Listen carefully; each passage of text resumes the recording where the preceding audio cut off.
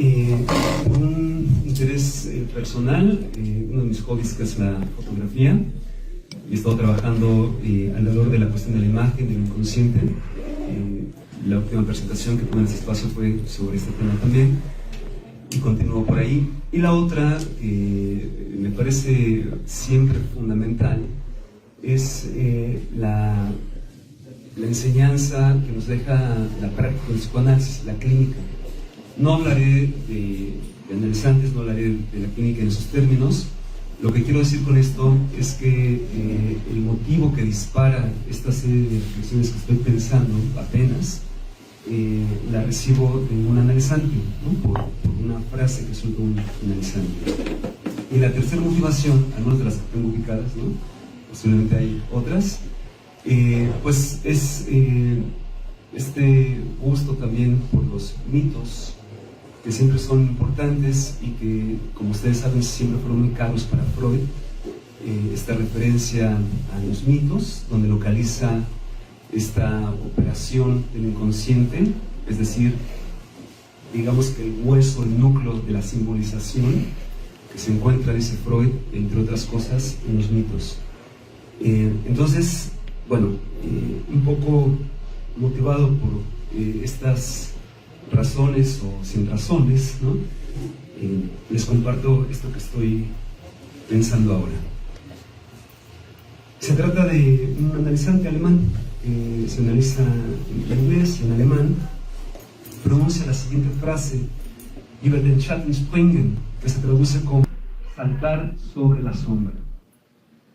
Obviamente, como ya lo anuncié, no se trata acá de hablar de este análisis, sino de las implicaciones que tiene esta expresión en lo que se refiere a la posibilidad del acto, ahí donde finalmente, diría, un sujeto logra pasar a otra cosa, pasar a lo siguiente. Un poco como lo propone Alush cuando le preguntan cómo definiría la salud mental, ¿no? Si hay algo que podemos pensar así, sería la posibilidad de pasar a otra cosa, pasar a lo siguiente. Que ese es un tema, ¿no? ¿Qué es eso? En los análisis, o en un análisis, hacemos excursiones lenguajeras que permiten eventualmente pasar del campo imaginario, del eje del imaginario, que es la entrada hacia el inconsciente, como Lacan lo asegura en los seminarios. Recuerda a su auditorio en aquella ocasión que ha escuchado que los analistas ya casi no hablan del imaginario, dan mucha atención a lo real, porque Lacan está elaborando de lleno lo real. Y dice Lacan al auditorio: les recuerdo que no hay otra vía de acceso al inconsciente que no sea el eje imaginario. Entonces tiene una pertinencia siempre importante para tener en cuenta, porque el comentario que hace Lacan, y él lo dice, si no mal recuerdo, es escuchar hasta ciertos comentarios peyorativos con respecto del imaginario, ¿no? Como si no tuvieran ninguna incidencia, ninguna importancia en el análisis. Entonces, bueno, estas expresiones lenguajeras permiten eventualmente, decía, pasar del campo imaginario, que es la entrada del inconsciente, a lo simbólico, no sin antes atravesar lo real. Y por supuesto, porque se trata siempre de un nudo, sabemos que no hay forma de aislar algunos de estos registros, sino que están anudados y no es uno sin los otros dos. La frase, pues, über den Schatten springen, saltar sobre la sombra, es un dicho, ¿no? Es un dicho que es muy recurrente en la cultura alemana, por lo menos en Alemania, y como todo dicho, forma parte de una figuración idiomática, si se me permite la expresión, perteneciente justamente a un campo lenguajero propio de esta cultura, como los retruécanos, el chiste, los mitos y las canciones del folclore, donde se despliega lo inconsciente. Freud lo dice así en la Traumdeutung: este simbolismo no pertenece en propiedad al sueño, sino al representar inconsciente, en especial del pueblo, y más completo que en el sueño, y más completo, eso a mí me llama mucho la atención, y más completo que en el sueño, lo encontramos, lo hallaremos en el folclore, en los mitos, las sagas y giros idiomáticos, en la sabiduría del refranero y en los chistes que circulan en un pueblo. Se dice que los dichos son sabiduría, sabiduría popular, logran transmitir con una metáfora algo que de otra manera nos llevaría a una larga explicación para aclararnos. tienen pues el efecto poético de decir algo diciendo otra cosa. Hay que recordar lo que Lacan dijo de la metáfora en su seminario del 9 de mayo de 1956, cito: ¿cómo puede ser que el lenguaje tenga su eficacia máxima cuando logra decir algo diciendo otra cosa? Como ven, estamos ante el inconsciente como discurso del gran otro, del que abrevamos y muchas veces padecemos, pero ahí mismo se puede producir la clave que permita precisamente salir a veces de un atolladero en la vida. Esa salida no será, en el caso del psicoanálisis, una reflexión filosófica, no será tampoco una planeación pedagógica, ni tampoco la vía que impondría un amo, preocupado por nuestro bien en este caso, ni tampoco un masajito en el cuerpo, ¿no? Que pueden ser muy buenos. Se trata más bien de la recreación de un sujeto mediante la reinvención poética que le permite ocupar otro lugar gracias a un discurso que ya no siga las mismas vías de siempre, de la repetición y el síntoma, produciéndolo de una manera inédita como efecto de ese decir inédito. Y aquí la metáfora del salto me parece pertinente en su posibilidad de corte, de acto. Solo que ese salto no es cualquiera. No olvidemos que en el suicida, por defenestración, puede ser un pasaje al acto que termine con el sujeto, aunque hay suicidios que son acto también. Yo personalmente no había escuchado esta expresión antes. Según este analizante y dos muy queridos amigos que después consulté, Cristian Ambrosius y Andrea Silk, implica que alguien, así coloquialmente, implica que alguien ha superado algo, que ha logrado finiquitar algo que le molestaba y que era un obstáculo que no cesaba de repetirse en su vida. Notemos ahora que la imagen que ofrece este dicho muestra un imposible, ¿no? Ahora sí que imagínense, saltar sobre la propia sombra. Pero Lacan, cuando lo entrevistan en el 74 en Roma y le preguntan qué es el psicoanálisis, dice justamente que es una práctica de lo imposible. ¿Cómo se salta una sombra? Habrá que empezar entonces por ir a la pregunta de qué es eso, ¿no? Una sombra. Y no es evidentemente porque vaya a decir cómo se salta una sombra, ¿no? Pero siempre está muy bien problematizar. El diccionario, para empezar quizá por lo más sencillo, apunta que una sombra es, cito, una imagen oscura que proyecta un cuerpo opaco sobre una superficie al interceptar los rayos de luz. Y como una segunda entrada, plantea que es parte de un espacio a la que no llega la luz, especialmente la del sol. Acordemos entonces que una sombra es una imagen sin luz, oscura, opaca. Pienso que estamos autorizados ahora para tomar a la sombra así como una imagen, sí, pero tampoco es cualquier imagen.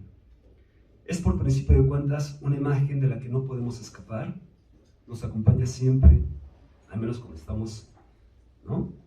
Al menos si no estamos oscuras, ¿no? Porque bueno, la sombra misma es oscuridad y ahí todos son penumbras y sombras. Una sombra tiene la peculiaridad de la inmediatez, de una inmediatez espacial que inquieta. La sombra se desliza desde el cuerpo propio hacia afuera, en el suelo, en la pared, en el techo a veces, y proyecta así lo inmaterial del cuerpo. Es como una extensión del cuerpo hacia lo inmaterial, hacia lo inanimado de la piedra, del asfalto, del cemento. Por eso tampoco es el cuerpo, es su anuncio de la presencia y de la existencia de un cuerpo, y entonces es anuncio también de la presencia de un sujeto. Podríamos decir que la sombra es lo inmaterial del cuerpo, y en ese sentido siempre lo antecede, pero también lo sucede. Así, la sombra, al anunciarlo, es la presencia misma del cuerpo en su ausencia, pues estrictamente hablando, la sombra es imagen del cuerpo. De ahí que cuando se quiere expresar una ausencia más acentuada, más radical, por ejemplo, cuando alguien se va rápidamente, cuando alguien desaparece en esos términos, se diga no se le vio ni la sombra.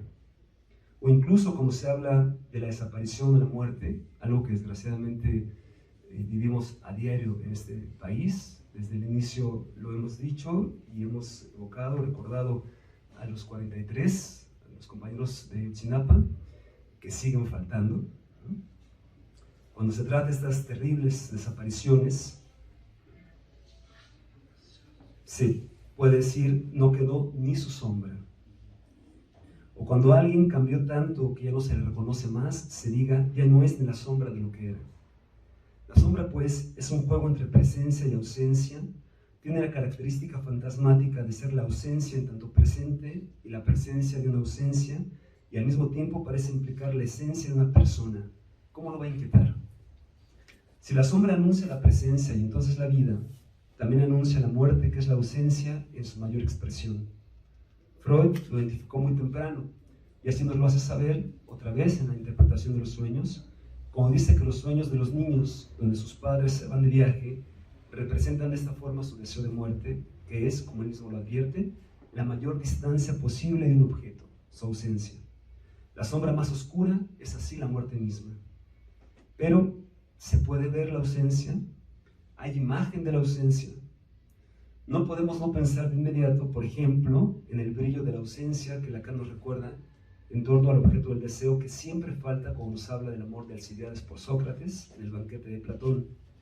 Pero antes me gustaría ir con Pascal Quignard, que nos recuerda que en francés, pero también en nuestra lengua, que es el castellano, se le llama luna nueva, por ejemplo, a la luna que falta en el cielo, que no es lo mismo que la sombra de la luna. La luna nueva es ella toda una sombra, y por eso, siendo sombra en la penumbra de la noche oscura, no podemos verla. La suponemos ahí. Y en esas noches más oscuras, su falta nos dice que ahí está, nueva. Y entonces, así la vemos. Aún nos dice más Quignard. Dice, por ejemplo, que la mujer descubre que está encinta cuando, cito, al mirar ausente la sangre lunar, lo sabe. Y agrega que un profundo deseo de no ver lo real permite ver la imagen. En este punto coincide plenamente, me parece, con la función del velo, que Lacan articula para decirnos que al sujeto le es más preciado el velo que la realidad. O sea, la imagen que el fantasma ofrece para recubrir lo real que habita el sujeto. ¿No es esa una de las lecturas posibles, por ejemplo, del mito de la caverna de Platón? Aquellas sombras impedían que las personas salieran del mundo real a vivir una vida real. Por otro lado, quienes tengan experiencia en el análisis con niños podrán constatar que el miedo a la oscuridad está asociado a una fantasía que no es no ver nada, sino ver de pronto algo que en la oscuridad habita y que resulta amenazante, terrorífico. En otras palabras, el velo de la oscuridad actúa como pantalla del inconsciente donde se despliegan sus fantasías sádicas, masoquistas, de castigo, etc. Ahí está eso, siempre dispuesto a devorarse al niño. Queda claro entonces, como podrán observar, que los niños no le temen a la oscuridad, sino a lo que en ella puede esconderse, a la dimensión fantasmática donde la oscuridad no es más que el escenario de un teatro abandonado, escenario sin una sola luz, en el cual aparece esa fantasía angustiante que desde el inconsciente se proyecta como presencia desconocida que acecha en ese escenario, agujero negro del cuarto, del closet, de debajo de la cama, con ropaje monstruoso, terrible, amenazante. Como se puede ver, el miedo a la oscuridad no es pasivo. Pensarlo así sería, me parece, ignorar la naturaleza de las pulsiones. El temor a la oscuridad resulta más bien una manera de enfrentar la inclinación natural, entre comillas siempre, en psicoanálisis no podemos hablar mucho de naturaleza, ¿no?, del ser humano al propio aniquilamiento, a la pulsión de muerte. Karl Abraham, cuando nos plantea en su texto sobre la significación de la oscuridad en la psicología de las neurosis, dice que la oscuridad significa al mismo tiempo el nacimiento y la muerte, así como lo hacen la tierra y el agua. En el simbolismo de los sueños y de las neurosis, este simbolismo se liga a todas las cavidades en las que no penetra la luz, y no solo a las del cuerpo humano, sino a las de cualquier clase. Termino la cita.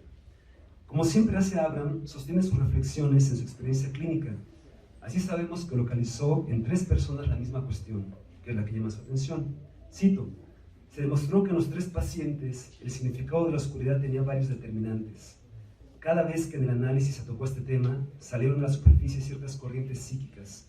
Se evidenció que todos esos pacientes sufrían estados de depresión y tenían una inconfundible tendencia a huir del mundo. En su inconsciente, la luz del día era un símbolo de vida y la oscuridad un símbolo de muerte. Este uso simbólico de la luz y la oscuridad se encuentra también en los modismos lingüísticos. Las personas neuróticas en general temen por lo común al día, especialmente al despertarse en la mañana. y se sienten mejor al atardecer en todo sentido, porque el día pasado y la noche se aproxima. Pero esto sucede sin referencia especial al problema de la luz o la oscuridad. El día es el momento para la vida en general, para la actividad. La noche significa lo opuesto. Pero para aquellos neuróticos de los que nos ocupamos ahora, es la luz del día lo que representa la vida y la oscuridad de la noche lo que representa la muerte. Termino la cita. Hemos dicho que la sombra es la oscuridad propia proyectada. De ahí que al tratarse de la sombra de una persona, lo inquietante puede ser más fuerte que cuando se trata de una sombra de cualquier otra índole, sea por caso que alguien esté descansando a la sombra de un árbol, por ejemplo con un libro o un café, difícilmente se sentirá inquieto por esa sombra, ¿no?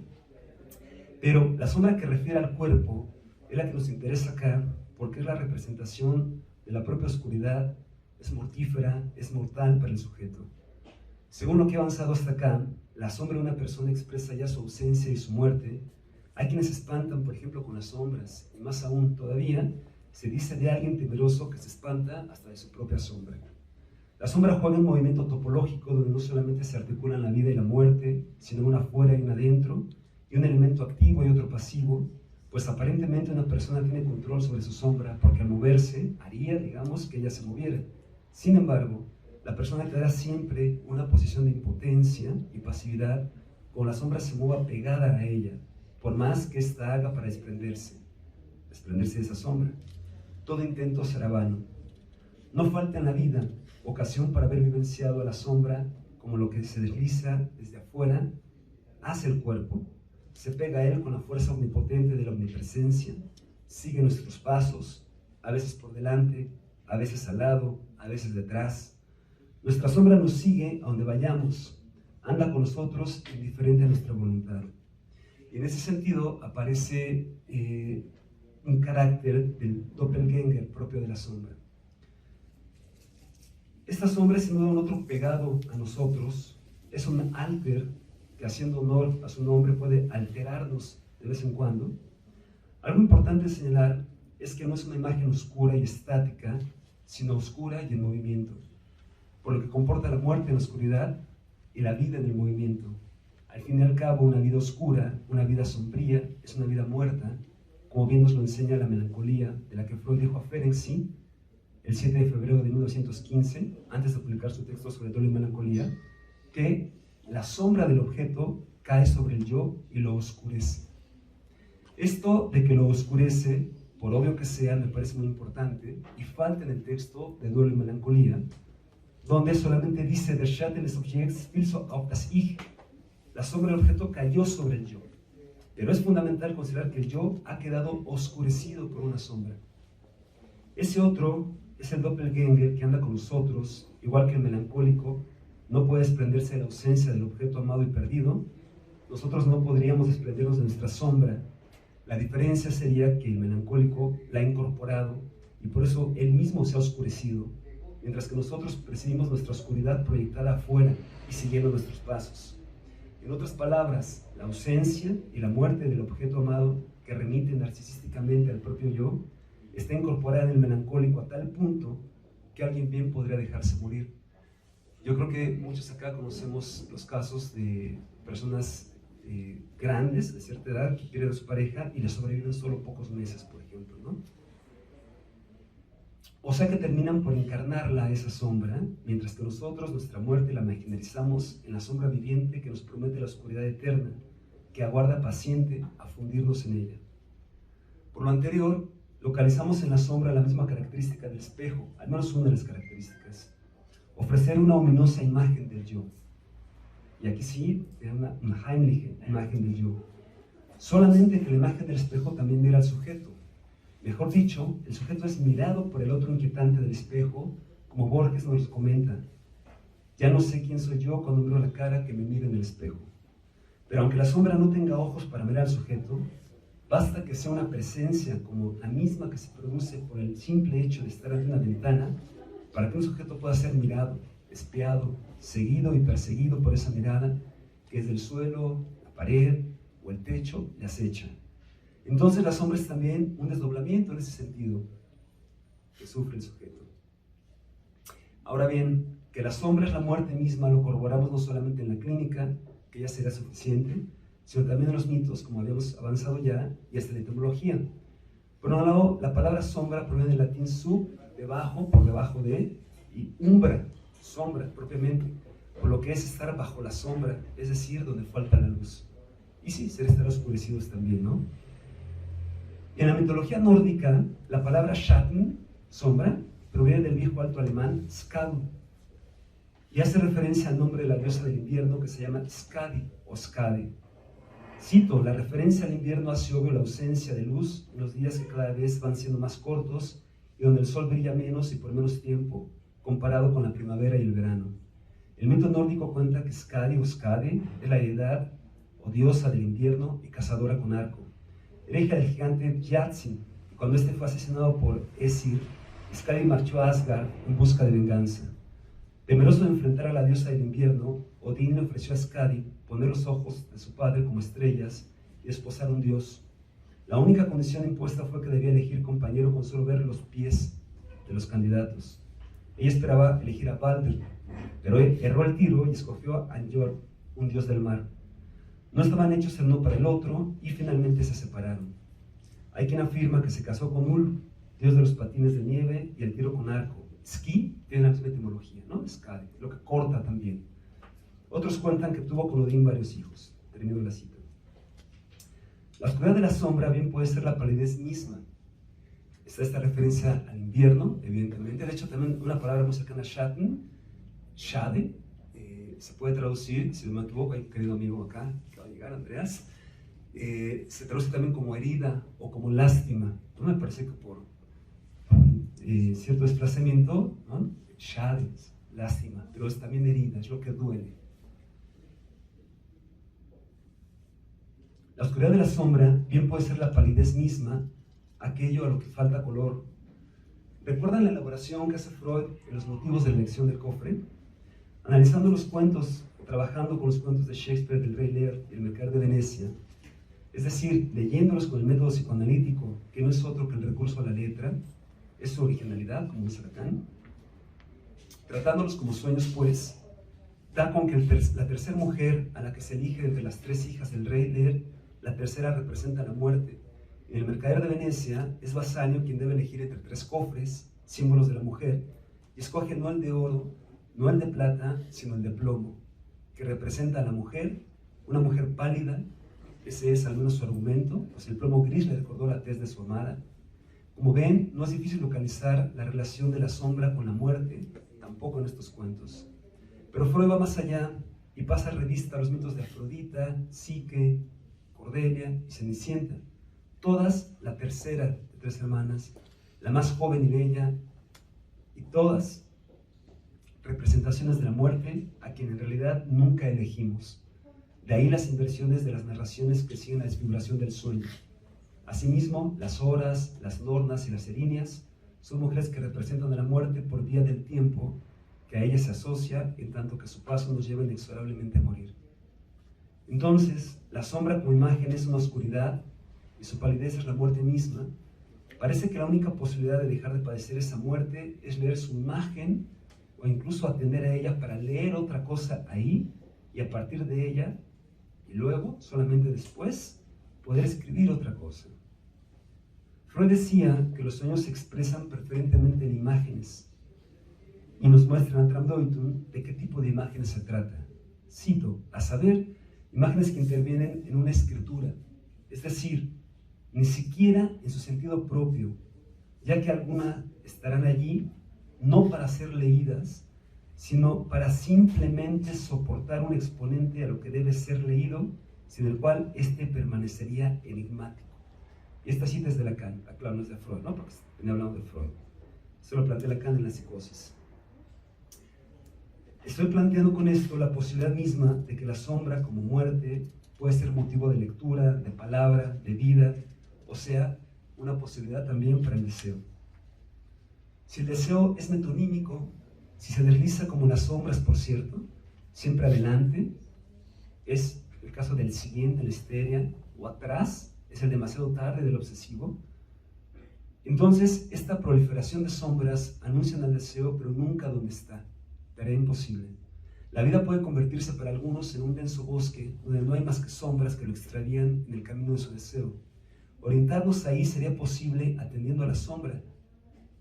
Les comparto una de las formas que por lo demás pueden usar los exploradores, cazadores. Como en el hemisferio norte la trayectoria aparente del Sol se encuentra inclinada hacia el sur, se produce una zona de umbría en el lado norte de los árboles y esta nos indica el norte. También ocurre en las casas y en el lado norte de las montañas, cambiando la vegetación y permaneciendo la nieve más tiempo. Estos son indicios que nos pueden ayudar. Los musgos se alojan en su gran mayoría en la zona que da al sur, puesto que se produce más sombra y la humedad viene principalmente del sur, del hemisferio sur, ¿no? Si se encuentran en climas húmedos, todo el árbol está lleno, pero tiene mayor concentración en un lado. Lacan mismo lee en Edipo en Colonna una relación entre las sombras y el deseo. Este comentario del viejo Freud, dice Lacan, que sigue desarrollando su meditación antes de abandonar su mensaje a la descomposición, me parece un eco de los términos con que el coro acompaña los últimos pasos de Edipo hacia el bosquecillo de Colonna. Acompañado de la sabiduría del pueblo, otra vez la sabiduría del pueblo, medita sobre los deseos que hacen que el hombre persiga sombras, designa ese desvarío que hace por el que ni siquiera puede saber dónde están esos bosques. Pretendiendo ser un poco más claro, no sé si lo consiga, diría que la sombra eventualmente puede ser el medio, el pasaje del goce mortífero al deseo. Como el amor en Lacan, como dice que solamente él, el amor, permite al goce condescender al deseo. La sombra se puede padecer, como ya lo hemos comentado, nos puede oscurecer, nos puede melancolizar, digamos, hasta la inactividad del inanimado, o nos puede orientar hacia nuestro deseo, sufrir la falta o desear a partir de ella, pero justamente más allá de ella como imagen. La diferencia, me parece, sería hacer de la sombra un objeto y entregarnos a ella, o bien hacer de la sombra una orientación que nos permita ir más allá de ella, atravesarla, como ya hemos dicho. Nuevamente es Pascal Quignard quien nos ofrece una bella imagen de esto. Ahora somos capaces, dice Pascal Quignard, de comentar, o más precisamente de considerar, la tan misteriosa escena de la hija del alfarero que olvida a un hombre y contempla su sombra. La joven no estrecha al amante entre sus brazos, sostiene con la mano derecha un fragmento de brazo apagada, con la mano izquierda en la oscuridad de la noche avanza una lámpara de aceite que humea. De pronto alza la llama por encima de sus ojos, de manera que proyecte la sombra de lo que ve tras lo que ve. No acaricia la sombra ni estrecha contra el volumen de su cuerpo. Delimita cuidadosa, con su carbón, el contorno de esta repercusión oscura sobre la superficie de la pared. No goza de él, no aprovecha su presencia, ya ni siquiera está con él. Lo mira ausente, lo echa de menos, desea a ese hombre, lo sueña. Un poco como Penélope, ¿no? La sombra ahí es el mismo velo que oculta al objeto de amor, mostrándose más allá del objeto, inalcanzable, solamente deseable, pero es esta una posición de deseo que inmoviliza. La desideratio es la dicha de ver a pesar de la ausencia. La palabra proviene del latín desiderium, que literalmente es el astro, sidera, que falta. Y el francés, dice Quignard, lo vuelca por la palabra recuerdo, souvenir, donde hay un retorno, souvenir, donde hay un retorno de lo que se perdió y que viene otra vez a mostrarse no obstante su pérdida. Nosotros diríamos gracias a su pérdida, ¿no? Como sabemos, desiderium dio lugar también a la palabra deseo. El deseo entonces puede proyectar una sombra como anuncio de la ausencia en la forma de la sombra, pero recorriendo el camino inverso, la sombra puede indicarnos la dirección del deseo. Habría que atravesarla. Al inicio comenté que un análisis posibilita eventualmente que alguien pase de lo imaginario hacia lo simbólico, no sin antes atravesar lo real. Esto da para una serie de reflexiones, por supuesto, en las que no me voy a detener hoy. Después de lo expuesto, podemos decir que ese atravesamiento, como lo es también el del fantasma, podemos pensarlo como un salto, que lo había propuesto también al inicio. Saltar, en este caso, no significa desentenderse de algo, como cuando alguien se salta un paso en un proceso para ahorrárselo, o porque lo considera innecesario. Saltar, en este caso, implica correr un riesgo, correr el riesgo del salto, riesgo de caer, riesgo inevitable, porque además siempre cae algo. Pero de eso precisamente se trata, ¿no? Saltar es abandonar la seguridad del piso, la garantía mortífera de lo estático e inanimado. En esas implicaciones que la ilustración de saltar sobre la sombra tiene, localizamos una posibilidad de corte. No es detenerse, no es conformarse a seguir con la sombra pegada al andar o contemplar un contorno en la pared. Saltar sería en este sentido desprenderse de esa sombra arriesgando el cuerpo, la vida misma a veces, para continuar sin duda diferentes a lo que éramos antes del salto. Es pasar de sombríos a asombrados, asombrados. Es poder decir no a la sombra de la melancolía, a la sombra del padre muerto y omnipresente, a la sombra de la muerte, a la sombra del otro especular que se tomaba como por ejemplo, a la sombra del objeto amado. No es lo mismo la sombra del objeto amado que la sombra como objeto de amor. El necrófilo, por ejemplo, podría ser amante de la sombra como objeto. Por eso se lanzan los cuerpos pálidos y grises que son su materialización. La sombra, en esos términos, no tendría que ser un objeto. Freud es muy claro en esto porque no dice que el objeto perdido cae sobre el yo. Dice que es la sombra del objeto lo que cae sobre el yo. Por todo esto, la sombra es una imagen que se puede parecer o puede ser una imagen que oriente un salto hacia otro lugar. Siempre, en todo caso, habrá una sombra, pero el sujeto que realice su salto desprendiéndose de algo propio nunca volverá a ser lo mismo. El sujeto sabrá que siempre, en todo caso, podrá dar un salto, aunque éste no tenga ninguna garantía. Si vis vitam para mortem, si quieres soportar la vida, prepárate para la muerte, nos recuerda Freud, ¿no? Pero esa preparación no puede ser calculada tampoco, ¿no? No estoy hablando de que todo tiene que ser tranquilo, ¿no? Al contrario. Es más un prepararse, al modo de la entelequia, eso que va aumentando su potencia para lanzarse al movimiento, un empuje que desborda el ser de Sequiñar, el ser, ¿no?, de ella.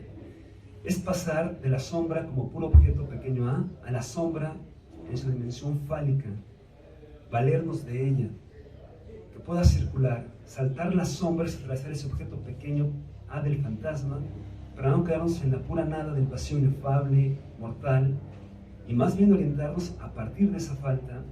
Y eso me parece esta dimensión que ofrece también el falo, que representa lo que no hay. No es la falta, es su representación. Si quedara alguna duda de esta relación del falo con la sombra, hay que recordar lo que Lacan dice. No se puede golpear al falo porque por más que sea sin lugar a dudas real, es una sombra.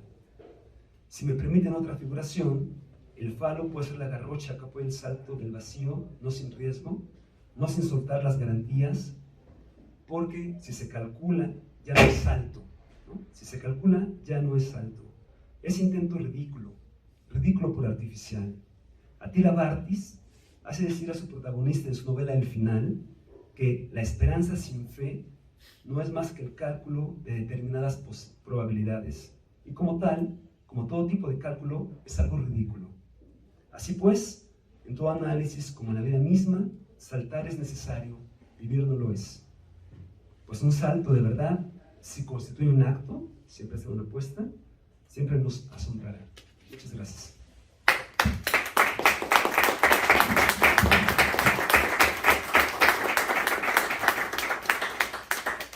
Bueno, pues gracias Lalo.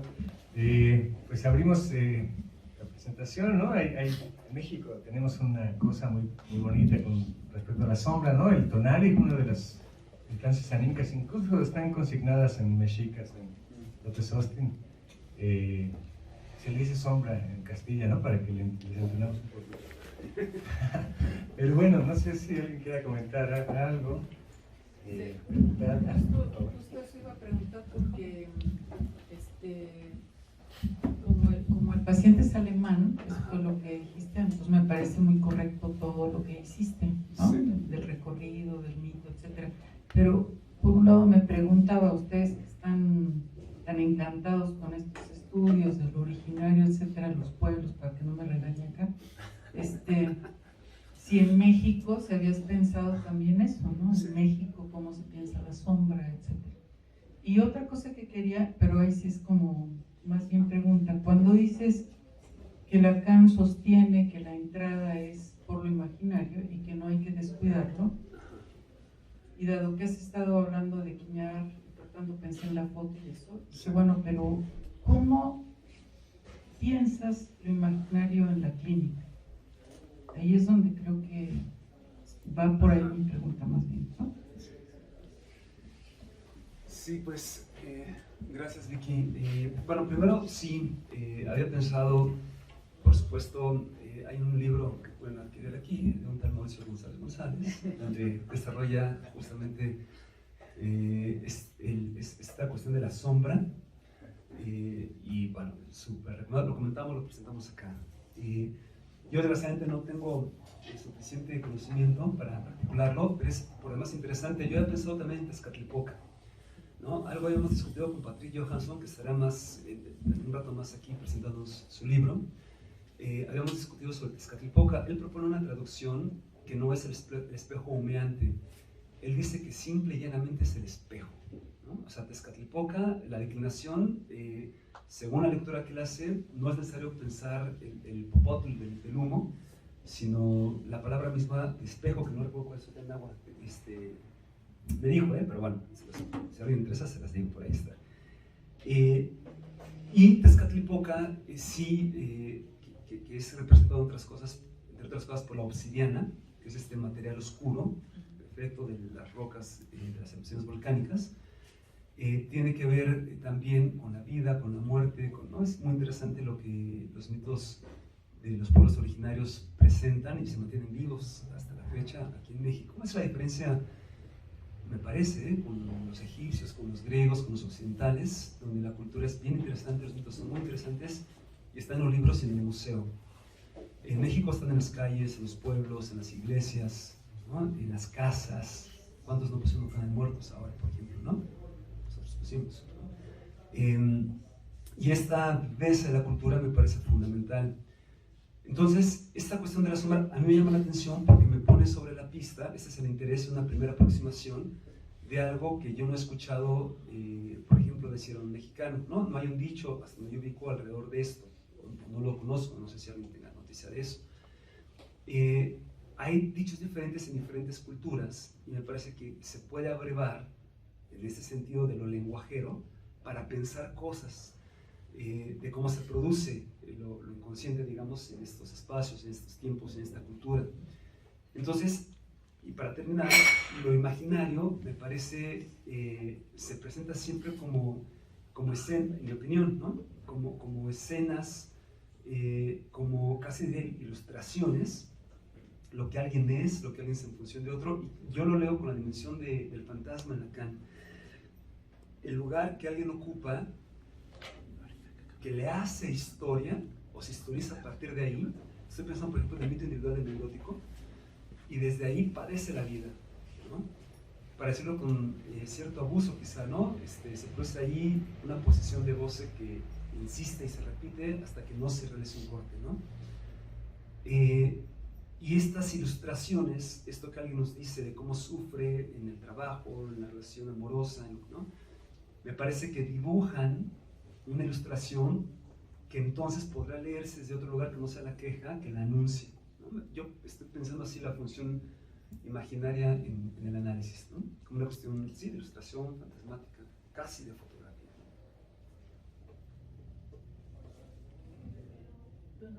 ¿Alguien más? Si nadie, yo le voy a seguir, pero es que, ¿sabes qué, Lalo?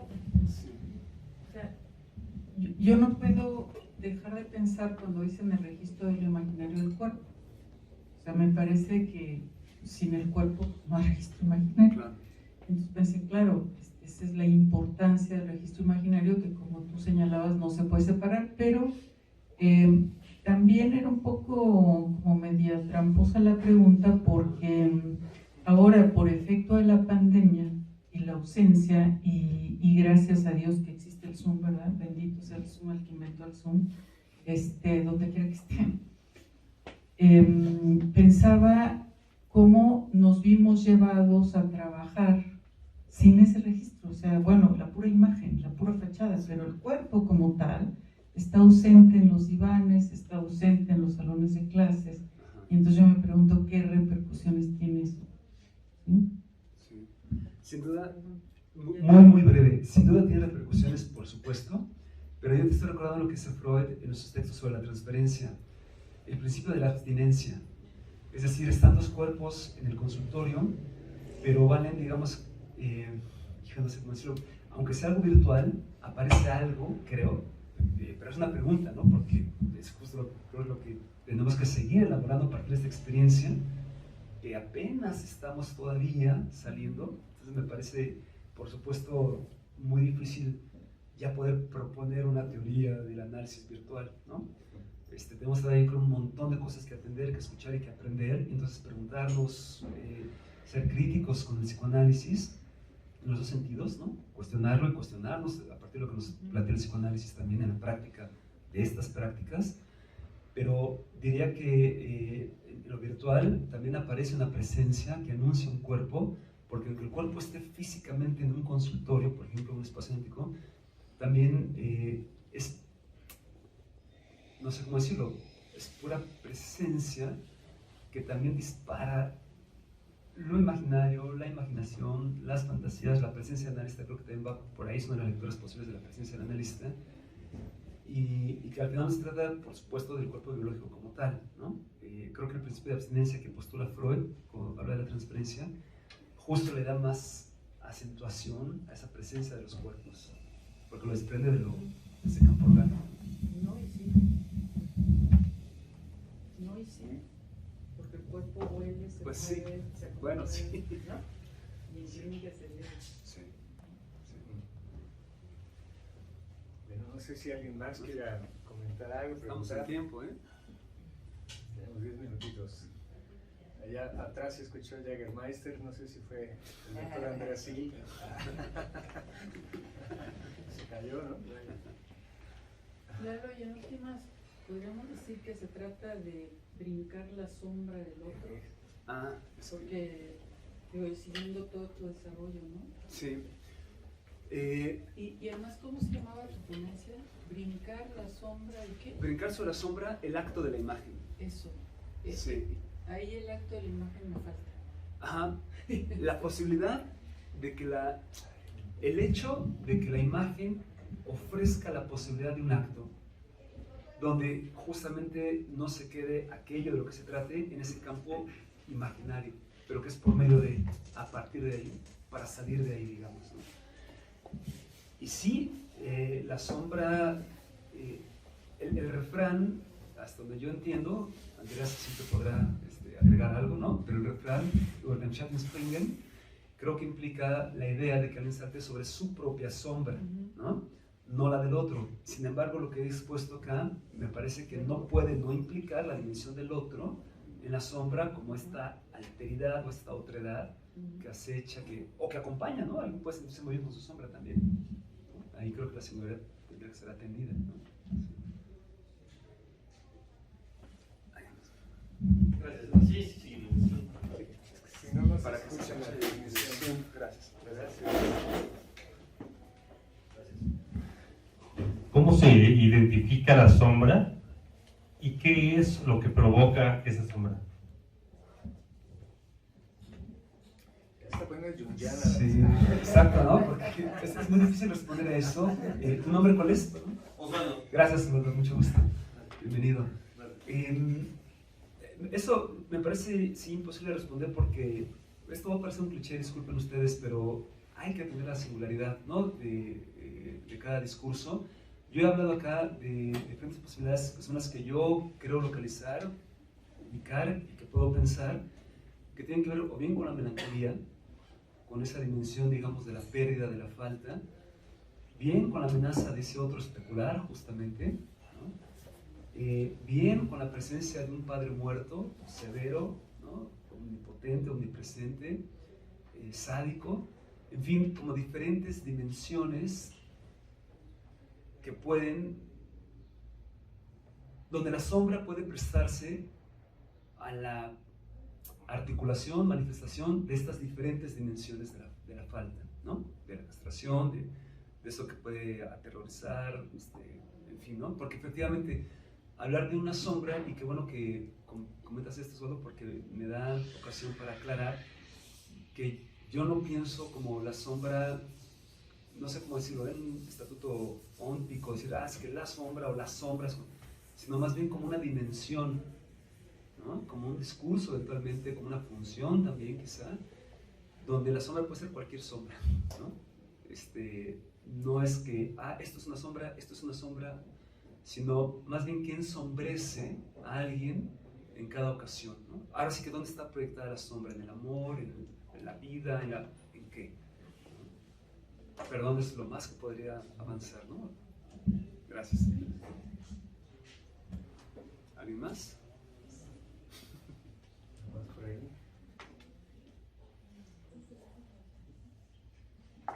Pues, yo tendría una, si no. Hay cosas como, ahí quiero provocar también a ver si me echan la mano Lisette o Andreas, que alcanzo a ver con los registros justo, no quiero hacer el forzamiento, pero bueno, Barbour habla, ¿no? en el ritual de la serpiente, imágenes que no son tan imágenes, ¿no? Y eso pues ha generado un montón de literatura en torno a teoría estética, ¿no? Sobre imágenes reales, ¿no? Verdaderas, ¿no? Le llaman verdaderas, que son como justo este tipo de imágenes que escapan a la representación y que tienen un poquito más de fuerza. También al rato tendremos la presentación del doctor Johannes Neuer, que va a presentar algo sobre el arte huichol. Y ahí, por ejemplo, vemos cómo el problema de un productor huichol es que genera un poquito más que arte, o el arte que Occidente nos regala, y que tendría que ver más con producción de vida, y para ello tendríamos que entender qué es la vida para un huichol. Pero pasa eso, ¿no? O sea, son como imágenes que no están tan fácilmente ceñidas a una función de representación o figuración nada más. Y cuando hablas del acto y este tipo de eventos, ¿no? De acontecimientos que hacen que la sombra se vuelva otra cosa, me parece que hay algo como que cruces cercanos que se apetecen, ¿no? En torno justo a la función ritual del arte, y pues eso, a las maneras en las que nosotros nos relacionamos con aquello que tiende a ser reducido a representación, pero que pues a veces tiene efectos mucho más, pues eso, mucho más de vida. Pero no sé si tengas alguna reflexión en torno a eso. Sí. No particularmente, ¿no? Solamente ahora que te escuchaba, me interesaba aclarar que no hablo, no sé si se haya entendido eso, de que un sujeto realice un acto en el entendido de que no es sujeto previo al acto, no es sujeto del acto, sino solamente un sujeto que eventualmente será efecto de lo que se realizó ahí como evento, ahora que decías, ¿no? De acontecimiento, donde no hay sujeto. Entonces creo que ahí justamente lo ensombrecido, la vacío y ese atravesamiento abre una pregunta que yo no he abordado aquí ni he desarrollado para nada, ni tengo ahorita tampoco una respuesta para decir, ¿no? Un poco lo anunciaba como decía, ¿cómo se salta esa sombra? No tengo idea. Porque no hay un sujeto en estos términos del psicoanálisis que pretenda realizar el acto de un salto, por ejemplo. Eso, quién sabe qué sería, ¿no? Quizás si hago un título así, lo puedo vender muy bien en el Sambors, ¿no? Ese libro se va a vender como pan caliente, ¿no? La regla de cómo saltar la sombra. Pero creo que justo ahí aparece el enigma de cada análisis para cada sujeto, que de pronto se descubre ensombrecido o sombrío y pueda eventualmente al hablar de eso encontrarse en otro lugar y entonces percatarse de que se ha producido un salto. Andreas. Bueno, ya me convocaron. Varias veces, ¿no? Llega maestra. Escuchó ya una botella. Qué gusto estar aquí, la verdad. Y, breve nada más, efectivamente sería interesantísimo, ¿no? Explorar todas las connotaciones que tiene la palabra, particularmente ese concepto probablemente de la sombra en otras culturas, ¿no? En la mexicana o en las mexicanas, que me resulta muy interesante. No tengo idea, estaría muy bien explorarlo. Ahora con mencionas con la sombra, más allá de culturas, idiomas, tal vez no tan más allá, pero me recuerdo este pasaje donde también en el mito de Narciso de Ovidio aparece la sombra. ¿Dónde aparece la sombra? Y es algo muy curioso, justamente la cuestión en torno a la imagen. Sabemos que casi una referencia demasiado conocida del reflejo de la imagen, del enamoramiento de su propia imagen. Pero hay algo que, volviendo a los textos, hace esto sumamente rico, ¿no? Y se me ocurrió ahorita una convocación que sentí, decir, tal vez algo que nos puede revelar el mito de Narciso es del orden de la sombra en relación con las imágenes, la mirada, como puede ser también eco en el orden, en el ámbito de la voz. Porque Eco es un personaje también importantísimo en el mito. Y en la sombra hay algo que creo que es sumamente rico en Narciso, y es una psicoanalista que en varias ocasiones menciona este mito, que es Joyce McDougall. Y Joyce McDougall dice de Narciso, se sorprende y dice, curioso que no se haya explorado lo suficientemente, particularmente en el ámbito psicoanalítico, con los tan de cliché, mom issues, etc., ¿no? De que no se haya explorado que la madre de Narciso es Liriope. Liriope es una ninfa de las aguas estancadas, y lo que dice es que probablemente lo que ve es la mirada atrapante de la madre en el fondo del agua. Y ahí dice, y ahí justamente hay un momento en el cual se relaciona con la sombra. Entonces eso podría ser algo sumamente rico, tal vez para sazonar la cuestión de la sombra. Y con esto extender la mano en forma amistosa, decir muchas gracias por vernos aquí otra vez, y me da mucho gusto encontrarnos de nuevo. Igualmente, Andrés, muchas gracias. Muchísimas gracias. ¿Estamos en tiempo? ¿Puedo? Por favor, sí.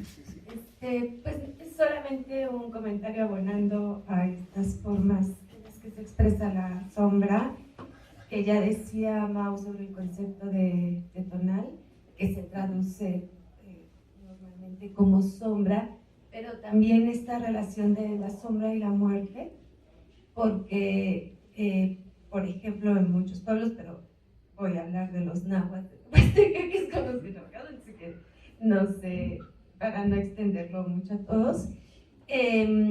Cuando la gente se muere, se hace a los 9 días un ritual que le llaman de velación de cruz y levantamiento de cruz, porque su sombra se quedó, ¿no? El cuerpo se entierra, etcétera, pero la sombra se quedó y no se ha dado cuenta de que está muerto. Entonces es muy, muy interesante porque la presencia de esa sombra es muy peligrosa para la comunidad, para los familiares, porque en la medida en la que no la pelan, ¿no? Se puede enojar y causar enfermedades, o incluso pues, ocasionar la muerte, ¿no? De algunos. Entonces, claro, durante 9 días le están haciendo rezos, le ponen veladora, un niño tiene que comer 7 tortillitas para alimentar así a la sombra, etc. Y el ritual de velación tiene por objetivo justamente, pues por un lado, ayudarla a subir, ¿no? Y por otro lado, hacerle saber que ya se murió, ¿no? O sea, que ya no pertenece del todo a este mundo, que se le recibirá con mucho gusto ahora en estas fechas, ¿no? Pero que ya se debe de ir, ¿no? A otro lugar. Y entonces, bueno, hay toda una serie de acciones muy interesantes, música que se toca especial para eso. Entonces sí me parecía como eso, ¿no? Como interesante por esa vinculación justo con la muerte también, ¿no? Muchas gracias. Bueno, pues muchísimas gracias. Cerramos con esta intervención la primera presentación. Muchas gracias, Eduardo. Gracias. Y bueno, pues vamos a continuar, ¿no? Tenemos un montón de actividades. Ahora tenemos un par de invitados a quienes les queremos dar la bienvenida, Ana Fabri y Luis Tamayo, entiendo, que presentarán un libro, Psicoanálisis y Familia, así que pues por favor están completamente invitados. Y si quieren un cafecito, está Marabunda por allá. Y bueno, pues también hay un montón de libros que pueden adquirir si les apetece. Gracias.